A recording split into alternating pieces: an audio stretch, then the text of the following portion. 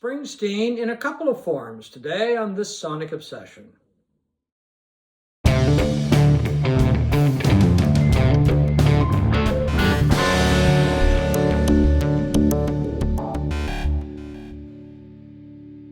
Hi folks, right over there is Steve McLeod. I'm John Whidden and welcome to this Sonic Obsession. Today we've got some Springsteen to talk about. Quite a bit, actually. Quite a bit, yes. We're going to talk about the Bruce Springsteen Nebraska 82, the deluxe edition, which includes, of course, Electric Nebraska. And we're also going to talk about a movie that just came out about Springsteen, which is based on this book, Deliver Me From Nowhere by Warren Zanes. So I'm going to start off and ask you, what did you think of Electric Nebraska? I liked it, and honestly, John, like a lot of albums that I revisit years later, I kind of warmed considerably to the original sparse version of Nebraska that came out in 1982. It's an album that I've never liked, as I've mentioned here before. You have pointed that out, yeah. Hated it actually, and and if I had to rank my least favorite Springsteen albums, at least before this last week or so, it would have been at or near the bottom, with probably another album that kind of shares the same sound as the original Nebraska, The Ghost of Tom Joad. Two largely acoustic albums. I want the Boss, I want the E Street Band, and I want rock and roll, and that's what you don't get on those two albums. But I revisited the original Nebraska, and certainly the title song is just an amazing song. Yeah. This story about Charlie Starkweather and his 13-year-old girlfriend. 14, I believe she was, but it doesn't. Yeah, she was in her. Yeah, that's right. Yeah. Anyway, and going on a killing spree in Nebraska in when was it? 1958. It was Nebraska and Wyoming, parts of Wyoming. Yeah. And the song is just so harrowing and perfect, really, in that form. To me, that is the centerpiece of the album. It's the best song on the original version of Nebraska. But I'm beginning to warm to the rest of it. But I really kind of like the electric version as well. Okay, so if you were to pick between the electric and the original, which would you pick? If I had to choose one? Yeah. Oh, I would say the electric. Okay, I kind of figured you were going that way. Yeah. Now I'm going to stick with the original. Yeah. I love the original. I've loved the original since the first time I heard it.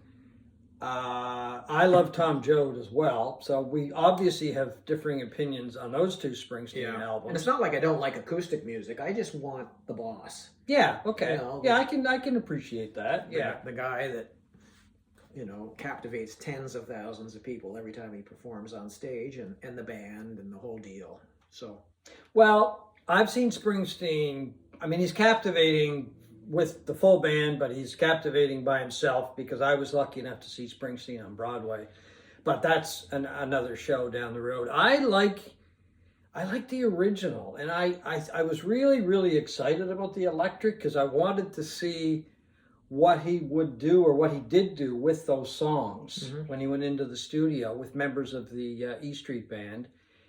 And they're not bad songs. They're not bad renditions of the songs. They're just a little more fleshed out. They're fleshed out, yeah. And I find the vocals different. Like the vocals on the original Nebraska were very hushed in a way, right? And very mournful vocals throughout that. Oh, without a doubt. That's what I liked about it. The electric versions, he's more upfront in the mix. He's louder. He doesn't sing in the sort of forced Midwestern drawl that he does throughout a lot of the original Nebraska album. Yeah. It's more the Bruce that I know and love, I guess. Okay. And the songs, he doesn't. It's not like he's completely reworked these things. Oh, no. They're and there's enough of the original flavor, but when you add, just some bass and drums, and there's some really nice synth work in there, and keyboards and organ and stuff, I just think it makes it a little bit better. Well, I'll just jump to the movie for a second, based on this book, which is about the making of Nebraska. But if when watching the movie, and I just saw it, he went to a lot of work to get that sound on the original album to make it, I don't know, to make it sparse and to make it mournful. Well, you did record it at home, right? Oh yeah, I was just home in New Jersey on a tape recorder. Yeah, So yeah. I'm sure that goes a long way in making that sparseness and strip. Yeah, there was I think it was a line in the movie, and it was about getting the right atmosphere. And he definitely got an atmosphere for that original film, or for the original album, that's for sure. I mean, there's some tracks on Electric Nebraska that I really like. I mean, I do like the versions of the older songs or the original songs on the album. There's a couple of songs that didn't make Nebraska, which I really like. Losing Kind and Child Bride. I think those are two highlights that would fit on anybody's album. Springsteen didn't think they fit in, but he's notorious for that. He records stuff, and if it doesn't fit on an album, he puts it in the vault. If it doesn't have like it fits in his mind, if it doesn't fit in with the tenor of the original, the other stuff on the album. Yeah, well, he puts it aside. And look at what he just released a few months ago, Tracks 2, which is full of songs that just didn't fit on a certain album, or the album didn't work. And this is what he does. He just shelves the stuff. And I mean, there's a whole album on the Tracks 2. I haven't heard the whole album, but it was a soundtrack to a movie that was never made. But once again, I'll go back to the movie, and because the two are really kind of intertwined, right? The Electric Nebraska, the release of that, and of course the movie. And he was very influenced by Badlands, the film by Terrence Malick, which is about Starkweather, and starring Martin Sheen, a very young Martin Sheen, I might add, and Sissy Spacek. I love that movie. I loved it from the minute I saw it. I got to go back and see that. It's been a long time since I've seen that movie. Oh, it's just dark. Yeah, well, it's very dark, but it's a great story, and the acting in it is just amazing. I mean, to me, I think it was Martin Sheen's probably his best role, and then of course he carried on and made numerous movies and TV appearances and whatever, and Sissy Spacek as well. But he was also influenced by dark films, and his life at the time seemed to be very dark. He was dealing with some issues. In the movie, he is persuaded to go get professional help for his depression.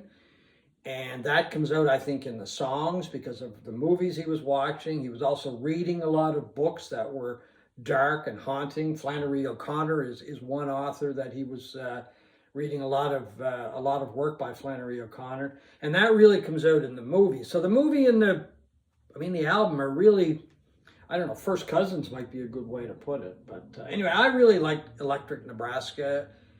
Not as much as I like the original one. I like also the outtakes. There was a lot of outtakes that didn't make it. You know the one that I really loved? What? Born in the USA. I did too. I do too. It was obviously not put on the Electric album, and it came out 2 years later. We should say this was recorded the original Nebraska was recorded in 1982. Yeah. Born in the USA came out in 84 and became this massive mega hit, the album, the song. And it became almost this anthem to the USA, even though the subject matter was not terribly flattering to the United States. Yeah, exactly. But the sound of that song on the outtake from those sessions, from the Electric sessions, is not as. I don't like "Born in the USA," the album. I'm not crazy about that. I just think it was too glossy. It was too commercial. Yeah. And miles away from the Springsteen that I love, the Born to Run and the Darkness on the Edge of Town. All of the roughness was sort of polished off of that album. Yeah. This version here that roughness is back. I totally agree with you on that it's one. It's more guitar oriented, and I just think it's a fabulous version of that song. Yeah. Better than the one that comes out 2 years later. There is a song that came from those sessions, excuse me, and when I say those sessions, I mean the sessions for Nebraska and for Electric Nebraska. I might as well show this package because it is a beautiful, beautiful package. There's the front cover, of course. It's heavy, so I might need your help, Steve. There's the back. It's got 2 albums. It's got the Blu-ray too, right? Yes. Have you had a chance to watch Yes, I have. I'm going to get to that in a second. Okay. It's just a really nice package. It's really hard to maneuver. There's a booklet in there as well. There's 4 albums. I got the vinyl package. 2 guys who've had a stroke trying to maneuver a big heavy book. I wish I could show this book to you because it is beautiful. There's some photographs in here. And of course, there's an essay and some more information, shots of the power station, information from the recording of it. But I did want to point out one song. We've mentioned a couple already, but it is called, and I just have a note here that I wanted to share with everybody. The song is called Gun in Every Home. Yeah. And there's just a quote in here in the booklet by Eric Flanagan, who also did all of the essays for the Tracks 2 albums that just came out. A country living in fear is a theme Gun in Every Home shares with Murder Incorporated. Only this time the tale is set in the suburbs. Like moments on the original Nebraska demo tape, Bruce sings this indictment of American society with matter-of-fact detachment. That was the plan, he says. I remember the hook, 2 cars in each garage and a gun in every home. When I wrote it, I thought it was a little hysterical. Now, of course, it seems totally natural. It's a haunting song, and I think fit in back in those days, but fits in even more today, I think, as far as that goes. But that's one of my favorite songs from this whole package. Can we get back to the movie for a second? We can, sure. How is White? What's his name? He's very good. Jeffrey? Jeremy Allen Jeremy White. Allen White. That's right, from The Bear. He's extremely good. He's in The Bear. He was also in Shameless years ago. Played one of the children. One of the children in Shameless. Yeah. That's when I first saw him. He's very good. I think smartly, when they made the movie, they stayed away from live performances. There is a little, but it's very brief. There is also some clips of Bruce performing at the Stone Pony in New Jersey, while Jeremy playing Bruce. But it's based on Bruce Springsteen, the man and the musician and the songwriter, not Bruce Springsteen, the leader of the E Street Band. Right. And it doesn't zero in on live performances with the band. As I say, there is a clip there, and then in the Stone Pony, which is great, but it just shows Bruce in this phase, I guess is a good way to put it, that he's going through. He's in New Jersey. It also goes back Is this when he was married to the actress? He's not married. He's not married. He's single in the movie. Before he got married? Well, he goes to L.A. At the end of the movie, he moves to L.A. Okay. There's most of the movie is Springsteen in 81, 82. Right. But there are flashbacks to when he was a young boy growing up in New Jersey. His father is played by the British actor Stephen Graham, who I think does a superb job. I love Graham. I think he's just a great actor. He recently did a show on Netflix called Adolescence, but just a wonderful actor. Oh, yeah, right. Yeah. So he plays Springsteen's father. And the relationship between Springsteen as a young boy and his father was not good. Mm-hmm. I think it played a huge role in some of the material that he was writing.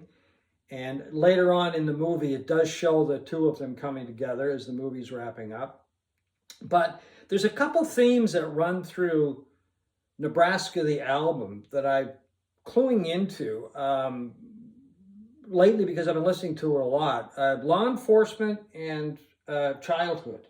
Like there's a lot of material that deals with that, and the movie deals a lot with childhood and him growing up in New Jersey. There's also he had a relationship with a woman, and he just kind of leaves her and realizes he has to get out of New Jersey and go to L.A. So he and a friend drive to California, but it's before he meets Julianne Phillips. So, Right. Anyway, but I really enjoyed the movie. It's just one very short period of time in Springsteen's life, but a very important time for him, because he needed to make Nebraska. And he was, as the movie shows, and everything I've read about Nebraska over the years, he was determined that it be released as he wanted it. He did not want a lot of fanfare with this album. It was just something that he had to do. And I think it's great. The album, the original, as I said, I really like Electric, and I really enjoy the outtakes, listening to them, because it shows, I think, an artist that is like the whole process of how he comes up with a song and how the songs will change. And some people may not agree with us about Born in the USA, but I prefer the version on this album. Actually, there's a couple of different versions. Yeah, there's the demo, and then there's the electric version, which I think is fabulous. And I prefer, I think, both versions of those instead of the one that was so popular. Let's get to the Blu-ray. It's a performance. That's the one thing I did want to mention. I almost forgot. Fairly recent performance. Yeah, right? It was done in 2025. It was done at the Count Basie Theater in New Jersey. And the interesting thing I found about the Blu-ray, because it's not getting much attention. No. People say, oh, it includes a live performance of the album, and it's the entire Nebraska album. And sorry, the vinyl version, the live version of the vinyl, that's of that performance, is it not? Yes. Yeah. Okay. I haven't even listened to that, because I listened to parts of it, but we watched the Blu-ray. Right. And I found it interesting because it's just him on stage. There are a couple of other musicians, but they're really adding those flourishes that he had added to the original, right? Like on glockenspiel, synthesizer, and I think some other guitar. I was surprised to hear, and I forget which song the glockenspiel here is, and I'm going, is that a glockenspiel? Yeah. Well, on the original Nebraska? Yeah, well, in the movie, Mike Batlin, the guy who plays Mike Batlin, who was Springsteen's roadie guitar tech, and ended up engineering or getting credit for Nebraska, I believe. Bruce says something about Mike. I think Mike says, well, I've got the glockenspiel, and Bruce says, yeah. Well, Jeremy says, yeah, Glock, I need the Glock, or something like that. So I was kind of surprised by that as well. But the interesting thing about this is that he's on stage all by himself, except, as I said, for a couple of musicians. Larry Campbell's longtime sideman for Bob Dylan. Bob Dylan, yes, and Leo Helm. Yeah. And Charlie Giordano, I believe is the pronunciation, who also plays with Springsteen now. But the interesting thing I found is that he is playing, I think, the same guitar at the Count Basie show as that he played cover of Born to Run? No, that is showed here. Let me get a picture of it if I can find one very quickly. There you go. Oh, I thought, okay. Now, can you hold that out? I think it's the exact same guitar he's playing in the video. Oh, we got the wrong page. We got the wrong page. There we go. This is what happened. I think so. Anyway. Oh, I was thinking of when you said guitar, I was thinking of his Telecaster, But and he also in the video wears a shirt that is similar to the one that is in many of the photos. I'm not going to bother with it, but it's similar to the shirt is similar to many of the photos that you'll find in this package. Right.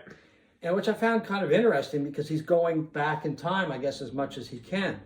Now, the thing that I liked about the Count Basie show, the Count Basie Theater show, it's a much older Springsteen. You got to remember, he was 32 when he did Nebraska. That's young for this material, right?